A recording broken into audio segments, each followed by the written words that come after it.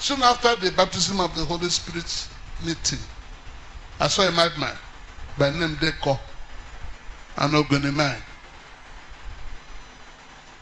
As the man was chasing us here and there, God said to me, you also can chase him out of this place. Hi guys, welcome to Imagode TV, where you get Christ-centered content for your spiritual growth and development. If you are new to this channel or page, kindly subscribe or follow. God bless you. Now, let's watch what we have today. You have received the baptism of the Holy Spirit. So I walked over to where he was, and they command in the name of Jesus, roll out of this place. This was in 1958. The man rolled out of the school compound. Because of my size, my headmaster was shocked that I was already into power demonstration. He asked me, are you already into juju practice? And I said, no, sir. I gave my life to Christ. They led me through the principle of the baptism of the Holy Ghost. And so I can cause miracles to happen. The man, my headmaster came and hugged me and said, from now henceforth, you are the pastor of the school. Okay, if I'm the pastor, will you attend the meetings? He said, yes, please don't come. I'll be afraid of you. He said, no, I will not be coming as the headmaster. I'll be coming as your member. What? Headmaster will be my member. The next day, Ukpai was in our school. The headmaster could not content himself. He said to the prime minister, the governor, this small boy can pray for you, and you'll be healed. Men and brethren, that was the beginning of this journey that had taken me to every part of the world except Russia.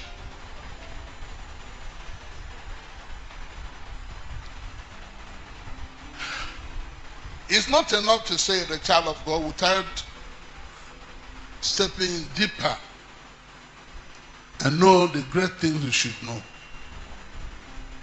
I consider this meeting this morning very important to me because I want to see revival all over the place. We were in Ukpai. How many cripples were there? 32 cripples. They were shocked when I said to them, I will not pray for any one of you, but stand up.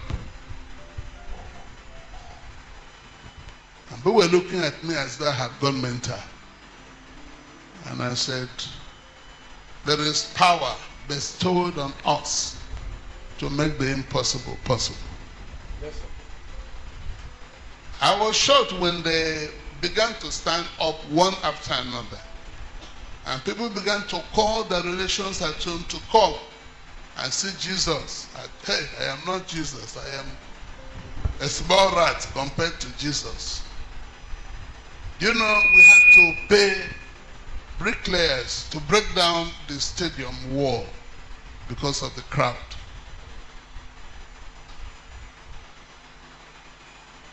Up till now, people in Ukpai will not allow me to pay for the petrol I buy in the area.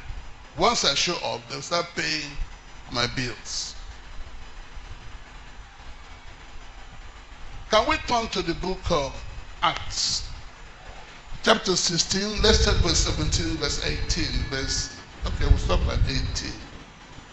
Yes, sir. Acts chapter 16. From verse 17.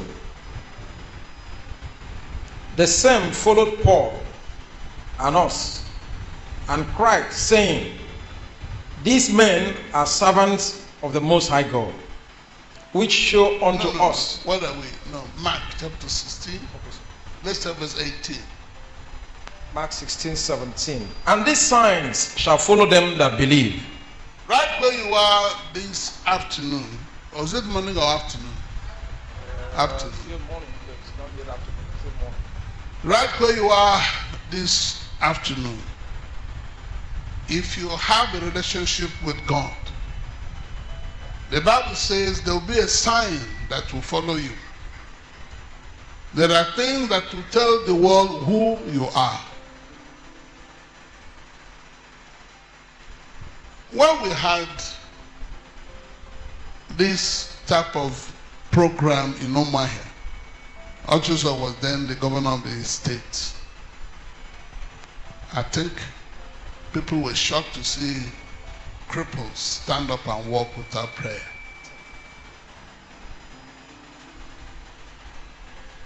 When God brings you to that place, you become very careful and very, very careful as to how you live your life. There are things you would like to keep and maintain.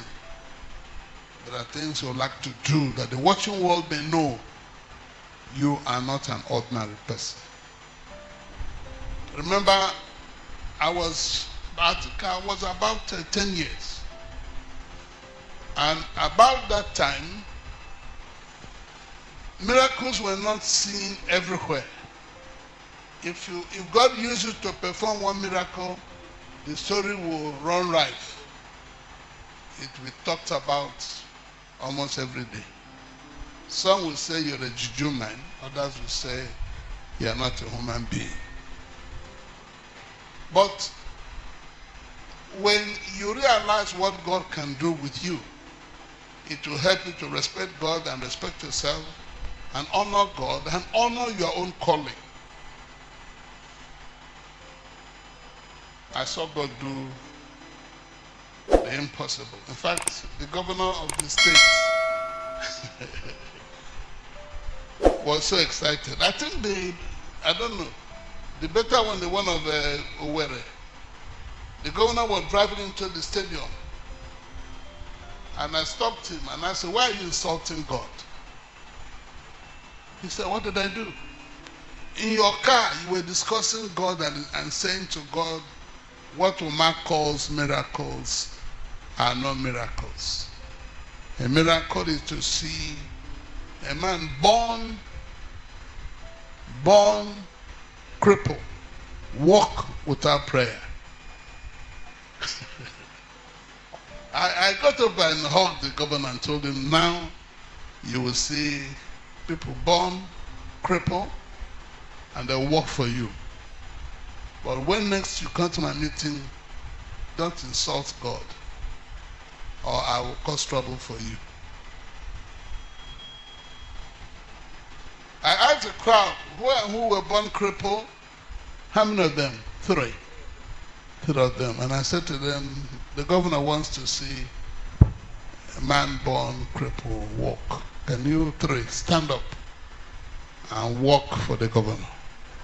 That this governor may not insult God again. He asked me, how did you hear what I was saying to God? You're asking me, a stupid man. Well, I know my wife will not like, she was there, she will not like my saying what I said. But there is a level of anointing. A man's anointing determines his behavior. When I was rebuking the governor, even the governor himself stood up and was asking me, how did you hear what I said? My friend, stop. You know you were insulting God when you asked that your question. So I said, can the first cripple, born cripple, walk up to the governor and hug him? That was in a Grasshopper Stadium. The young man got up, ran to the governor, held him and said, don't let this man go back to you without my brother walking the way I now walk. 2 of us were born twins and were born crippled. And he began to cry. Men and brethren, I was excited to see the governor also cry. The wife asked him, why are you crying? You're the governor of the state. And the governor replied and said to the wife, can you just shut up your mouth? When did you see such miracle last? When did you see it for the first time? And while they were talking to one another, I asked the second cripple to stand up and hug the governor. The place roared. Some people were crying. But I was amazed. My friends who came from US for that program said to me, don't talk to us again on our way back. You are not a human being.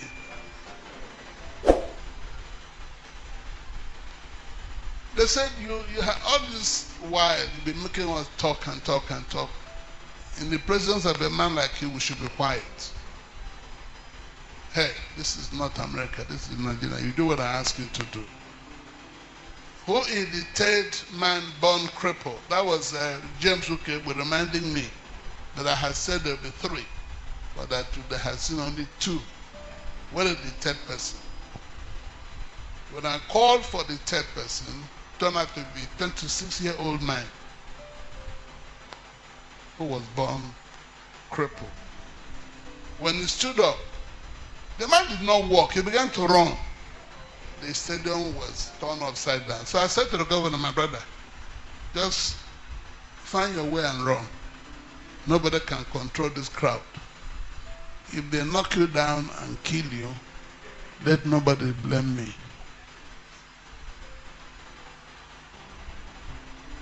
You will be surprised to hear me say this day as we speak, God is looking for men he can use as instruments of healing and instruments of restoration. People that God can use to wipe away the tears of others.